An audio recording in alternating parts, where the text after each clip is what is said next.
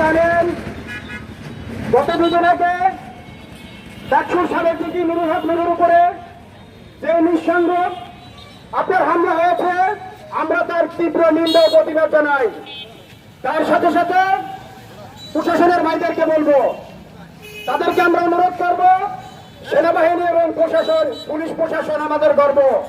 আমরা তাদেরকে বলবো, আপনাদের যদি মূরত থাকে এই বাংলাদেশে স্বৈরাচারের যে সমস্ত অংশীদারিত্ব আছে তাদেরকে আপনারা গ্রেফতার করেন, তাদেরকে আপনারা আইনের আওতায় আনেন যদি আপনাদের সক্ষমতা থাকে। অন্যথায় কোন সাধারণ মানুষ, নিরীহ মানুষ, 24-এর কোন যোদ্ধা, নতুন 24-এ আমরা পেয়েছি, এই 24-এর কোন যোদ্ধাকে আপনারা হয়তো হয়রানি করবেন না। আর আমাদের দাবি, নুরুল হক নুরুর উপরে যে নৃশংস হামলা হয়েছে তাদেরকে অতি দ্রুত শাস্তির আওতায় আনার জন্য আমরা আবেদন জানাচ্ছি। আর এখানে যারা আপনারা উপস্থিত হয়ে আমাদেরকে এই অনুষ্ঠানকে আপনারা সহযোগিতা করেছেন, আপনারা সবসময় আমাদের পাশে থাকবেন।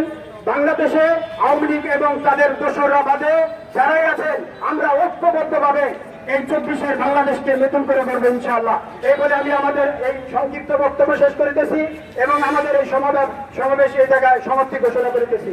আসসালামু আলাইকুম।